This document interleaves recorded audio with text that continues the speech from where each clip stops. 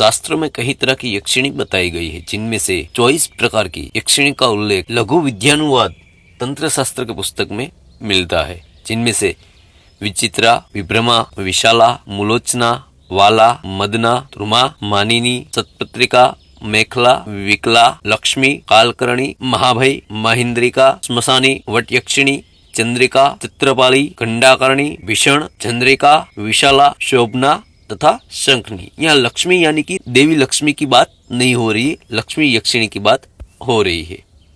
इनमें से हम आज ऐसी यक्षिणी के बारे में जानेंगे जिसको 11 दिन में आप सिद्ध कर सकते, यानी कि 11 दिन तक आपने इसकी साधना कर ली तो फिर यह यक्षिणी आपके समक्ष प्रत्यक्ष प्रकट होके आपका कार्य करेगी। यक्षिणी शास्त्रों में वर्णित है, एक सूक्ष्म दिव्य स्त्री शक्ति है।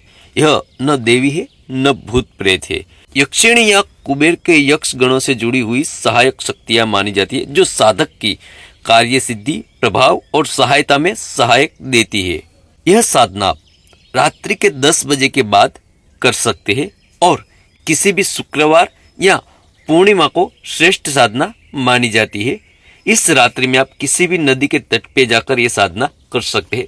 साधक को पूर्ण एक वस्त्र पहनना है, जो वस्त्र चमकीला हो और श्वेत रंग का हो। श्वेत आसन पे आपको बैठ के साधना करनी है। आपका मुख उत्तर या पूर्व की ओर रखना है। सामग्री में दीपक, धूप, लाल पुष्प, जपमाला में आपको फटिक की माला का उपयोग करना है और यक्षिणी को आप किस उद्देश्य से सिद्ध करना चाहते हो उसके हिसाब से आपको हवन कुंड बनाना है।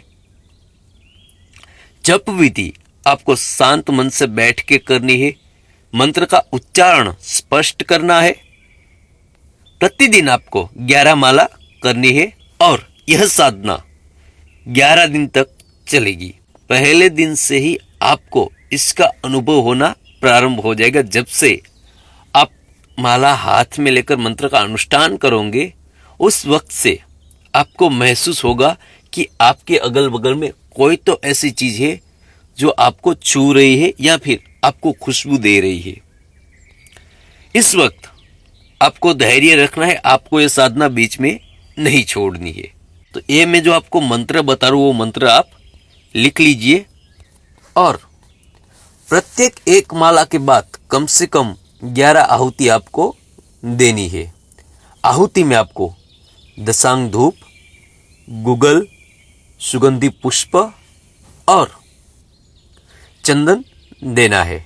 और एक बात याद रहे, सुगंधी इत्र आपके पास आपको रखना है, जिसको आपको दिए में थोड़ा डालना है।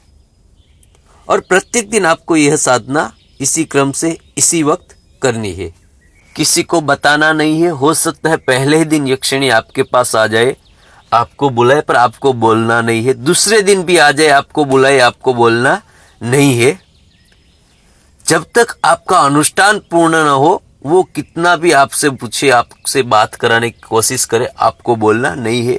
साधना के आखिरी दिन में यानी कि 11वें दिन में आपके पास 2 सफेद पुष्प के हार या फिर लाल पुष्प के हार होने चाहिए, जिसे आपको वहां पे पूजा में रखने हैं। जब आपका अनुष्ठान पूर्ण हो, यक्षिणी आपके सामने हो, तब एक पुष्प का हार आपको उसे पहना, एक पुष्प का हार वो आपको पहनाएगी। फिर यक्षिणी संपूर्ण आपके वश में होगी, आप जो कहेंगे वो करेगी। एक बात याद रहे, पहले दिन वो कितना भी करे आपको बोलना नहीं है, दूसरे दिन भी नहीं बोलना, तीसरे दिन भी नहीं बोलना, यानी कि आपके अनुष्ठान के आखिरी दिन तक वो कुछ भी करे आपको बोलना नहीं है, उनसे बात नहीं करनी है। आपको सिर्फ आपका कार्य करना है।